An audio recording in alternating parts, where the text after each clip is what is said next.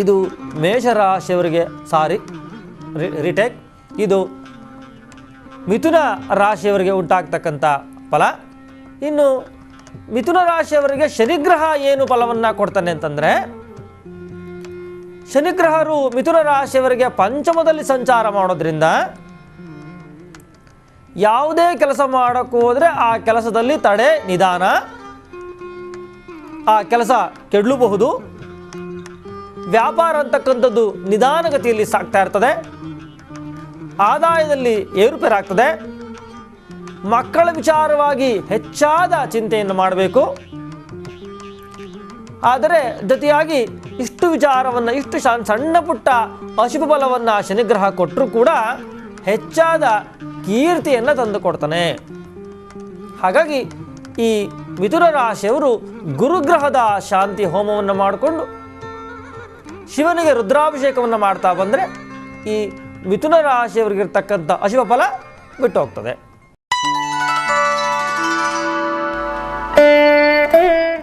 ಕಟಕ ರಾಶಿಯ ಫಲ. ಕಟಕ ರಾಶಿಯವರಿಗೆ ಗುರು 12ರಲ್ಲಿ ಸಂಚಾರ ಮಾಡೋದ್ರಿಂದ ಕುಟುಂಬದಲ್ಲಿ ಕಿರಿಕಿರಿ ಇರ್ತದೆ. ಆಸ್ತಿ ವಿಚಾರದಲ್ಲಿ ತೊಂದರೆ ತಾಪತ್ರೆಗಳು ಕಂಡು ಬರ್ತವೆ. ಆರೋಗ್ಯದಲ್ಲಿ ವ್ಯತ್ಯಾಸ ಆಗ್ತದೆ.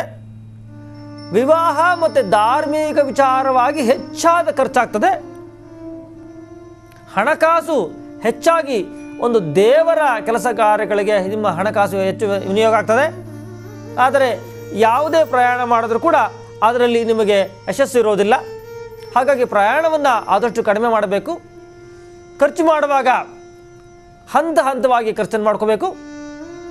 ಇದಿಷ್ಟು ಗುರು ನಿಮಗೆ ಫಲವನ್ನು, ಮಿಶ್ರ ಫಲವನ್ನು ಕೊಟ್ಟರೆ, ಇನ್ನು ಶನಿಗ್ರಹರು ಏನು ಫಲವನ್ನು ಕೊಡ್ತಾರೆ ಅಂತಂದರೆ, ಈ ಜಾತಕರಿಗೆ ಅಂದರೆ ಯಾರು ಈ ಕಟಕ ರಾಶಿಯವರಿಗೆ ನೆಮ್ಮದಿಗೆ ಭಂಗ ಬರುತ್ತೆ.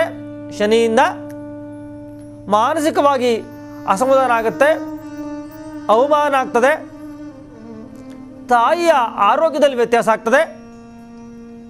ಇದೆಲ್ಲ ಕಂಡು ಬಂದರೆ ಆಸ್ತಿಯ ವಿಚಾರವಾಗಿ ಎಲ್ಲೋ ಒಂದು ಕಡೆ ತೊಂದರೆ ತಾಪತ್ರೆಗಳು ಎದುರಿಸಬೇಕಾಗತ್ತೆ. ಹಾಗಾಗಿ ಶನಿ ಶಾಂತಿಯನ್ನು ಮಾಡಿಕೊಳ್ಳೋದ್ರಿಂದ ಈ ಕಟಕ ರಾಶಿಯವರಿಗೆ ಅತ್ಯಂತ ಶುಭ ಫಲ ಕಂಡು ಬರುತ್ತೆ. ಸಿಂಹ ರಾಶಿಯವರ ಫಲ. ಸಿಂಹ ರಾಶಿಯವರಿಗೆ ಗುರು ಏನನ್ನು ತಂದು ಕೊಡ್ತಾನೆ ಅಂತಂದರೆ, ಗುರು 11ರಲ್ಲಿ ಸಂಚಾರ ಆಗ್ತಾ ಇರ್ತಾನೆ. ಇದು ಅತ್ಯಂತ ಶುಭವಾಗಿರ್ತಕ್ಕಂಥದ್ದು ಗುರುಬಲ ಇರ್ತದೆ. ಹೆಸರು, ಕೀರ್ತಿ, ಆರೋಗ್ಯ, ಐಶ್ವರ್ಯ ಸಂಪಾದನೆಯನ್ನು ಗುರುಗ್ರಹ ಈ ಸಿಂಹರಾಶಿಯವರಿಗೆ ತಂದುಕೊಡ್ತಾನೆ. ವಿವಾಹ ಕಾರ್ಯಗಳು ಜರುಗ್ತವೆ. ವೃತ್ತಿಯಲ್ಲಿ ಬಡ್ತಿ ಉಂಟಾಗ್ತದೆ. ವಾಹನ ಲಾಭ ಆಗ್ತದೆ.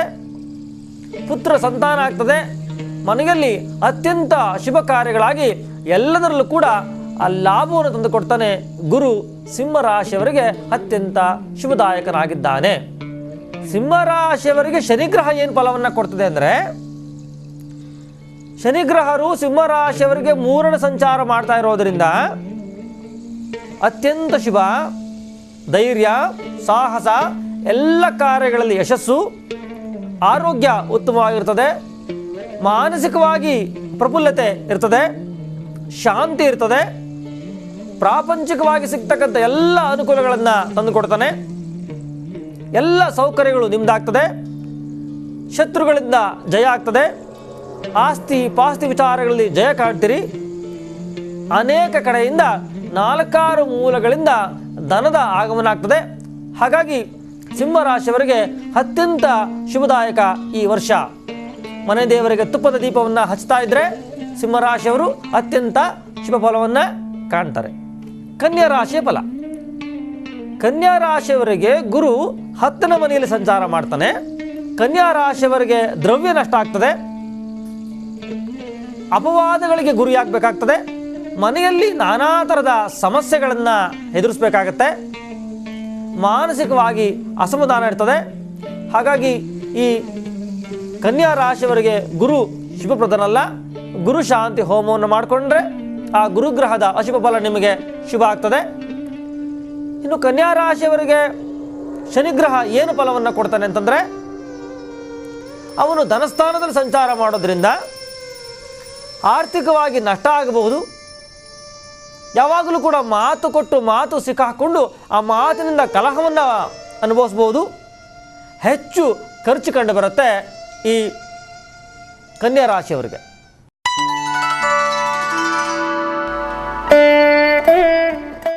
ಇನ್ನು ತುಲಾ ರಾಶಿಯ ಫಲ. ತುಲಾ ರಾಶಿಯವರಿಗೆ ಭಾಗ್ಯದಲ್ಲಿ ಗುರು ಸಂಚಾರ ಮಾಡ್ತಾ ಇರೋದು ಅತ್ಯಂತ ಶುಭದಾಯಕವಾಗಿರತಕ್ಕಂಥದ್ದು. ಉತ್ತಮ ಆರೋಗ್ಯ, ಅಭಿವೃದ್ಧಿ, ಧನ ಸಂಪಾದನೆ, ಧಾರ್ಮಿಕ ಕಾರ್ಯಗಳಲ್ಲಿ ಹೆಚ್ಚು ಆಸಕ್ತಿ, ವಿದ್ಯೆ, ಹಣ ಸಂಪಾದನೆ, ಮಾನಸಿಕವಾಗಿ ದೈಹಿಕವಾಗಿ ಶುಭ ಫಲ, ದಯಾವಂತ ಗುಣ ಹೆಚ್ಚಾಗ್ತದೆ, ಶೀಲವಂತರಾಗಿ ಇರ್ತಾರೆ, ಸೌಖ್ಯ ವೃದ್ಧಿ ಕೊಡ್ತದೆ. ಹಾಗೆ ಭಾಗ್ಯದಲ್ಲಿ ಗುರು ಇರೋದರಿಂದ ಎಲ್ಲ ಗುರುವಿನ ಅನುಗ್ರಹ, ಮನೆ ದೇವರ ಅನುಗ್ರಹ, ಎಲ್ಲ ದೇವತೆಯ ಅನುಗ್ರಹ ನಿಮಗಾಗೋದ್ರಿಂದ ಈ ಗುರು ಈ ತುಲಾ ರಾಶಿಯವರಿಗೆ ಅತ್ಯಂತ ಶುಭ ಫಲವನ್ನು ತಂದುಕೊಡ್ತಾನೆ. ಇನ್ನು ಶನಿ ಮಹಾತ್ಮರು ಈ ತುಲಾ ರಾಶಿಯವರಿಗೆ ಏನು ತಂದು ಕೊಡ್ತಾರೆ ಅಂತಂದರೆ, ಜನ್ಮದಲ್ಲಿ ಶನಿ ಸಂಚಾರ ಇರೋದರಿಂದ ಆರೋಗ್ಯದ ಕಡೆ ಸ್ವಲ್ಪ ಸಣ್ಣ ಪುಟ್ಟ ಏರುಪೇರಾಗ್ತದೆ, ದೂರ ದೇಶದ ಪ್ರಯಾಣ ಉಂಟಾಗ್ತದೆ, ಮನೆಯವರಿಂದ ದೂರ ಇರಬೇಕಾದ ಒಂದು ಸ್ಥಿತಿ ನಿರ್ಮಾಣ ಆಗ್ತದೆ. ಜೊತೆಯಾಗಿ ಜನ್ಮದಲ್ಲಿ ಶನಿ ಇದ್ದಾಗ ಮಾನಸಿಕವಾಗಿ ಏರುಪೇರಾಗ್ತದೆ. ಆದರೆ ವಿವಾಹಕ್ಕೆ ಯಾರ್ಯಾರಿಗೆ ತಡ ಆಗಿದೆಯೋ ಅವರಿಗೆಲ್ಲ ಕೂಡ ವಿವಾಹ ಆಗ್ತದೆ. ಮಾನಸಿಕವಾಗಿ ನೆಮ್ಮದಿ ಕೆಟ್ಟೋಗ್ತದೆ. ಬಂಧು ಜನಗಳಲ್ಲಿ ವಿರೋಧ ಆಗುತ್ತೆ. ಇದಿಷ್ಟು ಶನಿ ಮಹಾತ್ಮರು ತುಲಾರಾಶಿಯವರಿಗೆ ಕೊಡ್ತಕ್ಕಂಥ ಒಂದು ವಿಶೇಷ ಫಲ. ಹಾಗಾಗಿ ಶನೇಶ್ವರನಿಗೆ ಹೆಚ್ಚಾಗಿ ಪೂಜೆ ಪುರಸ್ಕಾರವನ್ನು ಮಾಡಬೇಕು, ಎಳ್ಳನ್ನು ದಾನ ಮಾಡಬೇಕು. ಎಳ್ಳು ಮತ್ತು ಬೆಲ್ಲ, ಎಳ್ಳೆಣ್ಣೆಯನ್ನು ದಾನ ಮಾಡೋದರಿಂದ ಈ ತುಲಾರಾಶಿಯವರಿಗೆ ಹೆಚ್ಚು ಶುಭಪ್ರದ ಆಗುತ್ತೆ. ಇನ್ನು ವೃಶ್ಚಿಕ ರಾಶಿಯವರು, ವೃಶ್ಚಿಕ ರಾಶಿಯಲ್ಲಿ 2014 ಶುಭ ಫಲ ಏನು ಸಿಗ್ತದೆ ಅಂತಂದರೆ, ಗುರು ಅಷ್ಟಮದಲ್ಲಿ ಸಂಚಾರ ಮಾಡ್ತಾನೆ. ಹಾಗಾಗಿ ಗುರು ಧನಕಾರಕನಾಗಿರೋದ್ರಿಂದ ಆ ಹಣಕಾಸಿನಲ್ಲಿ ವ್ಯತ್ಯಯ ಉಂಟಾಗ್ತದೆ. ಮಕ್ಕಳಲ್ಲಿ ವಿದ್ಯಾಭ್ಯಾಸ ಕುಂಠಿತವಾಗ್ತದೆ. ಮಕ್ಕಳು ತಾಯಿ ತಂದೆಗಳಿಗೆ ಸಣ್ಣ ಪುಟ್ಟ ವಿರೋಧವನ್ನು ವ್ಯಕ್ತಪಡಿಸ್ತವೆ. ಯಾವುದೇ ಶುಭ ಕಾರ್ಯಗಳನ್ನು ಮಾಡಲಿಕ್ಕೆ ಹೋದರೆ ಅದು ನಿಂತೋಗ್ತದೆ. ಆರೋಗ್ಯದಲ್ಲಿ ಏರುಪೇರಾಗ್ತದೆ. ವಾಸ ಮಾಡತಕ್ಕಂಥ ಮನೆ ಬದಲಾವಣೆ ಆಗಬಹುದು ಅಥವಾ ವೃತ್ತಿಯಲ್ಲಿ ಬದಲಾವಣೆ ಆಗಬಹುದು. ಯಾವುದೇ ವಿಧವಾದಕ್ಕಿರ್ತಕ್ಕಂಥ ಬಡ್ತಿಗಳು ಸಿಗೋದಿಲ್ಲ. ಆಗುವ ಕೆಲಸಗಳಲ್ಲಿ ಆತುರಪಟ್ಟು ಕೆಲಸ ಮಾಡಿ ಅದರಿಂದ ನಷ್ಟ ಆಗ್ತಕ್ಕಂಥದ್ದು, ಅವಮಾನವಾಗಿ ಮಾನಸಿಕವಾಗಿ ಬೇಸರ ಮಾಡಿಕೊಳ್ಳತಕ್ಕಂಥದ್ದು, ಅನಾವಶ್ಯಕ ಸಂಚಾರ ಮಾಡಿ ಹಣ ವ್ಯಯ ಮಾಡ್ತಕ್ಕಂಥದ್ದು, ಒಟ್ಟಾರೆ ಮಾನಸಿಕ ಅಸಮಾಧಾನವನ್ನು ಈ ಗುರು ವೃಶ್ಚಿಕ ರಾಶಿಯವರಿಗೆ ತಂದುಕೊಡ್ತಾನೆ. ಹಾಗಾಗಿ ಎಲ್ಲರೂ ಕೂಡ ಆ ಗುರು ಶಾಂತಿ ಹೋಮವನ್ನು ಮಾಡಿಕೊಂಡು ಆ ಗುರುವಿನ ಪ್ರಾರ್ಥನೆ ಮಾಡ್ತಾ ಇದ್ದರೆ, ಗುರು ರಾಘವೇಂದ್ರರ ಆರಾಧನೆ ಮಾಡೋದ್ರಿಂದ ಹೆಚ್ಚಾಗಿ ಅತ್ಯಂತ ಶುಭ ಫಲ ನಿಮಗಾಗುತ್ತೆ.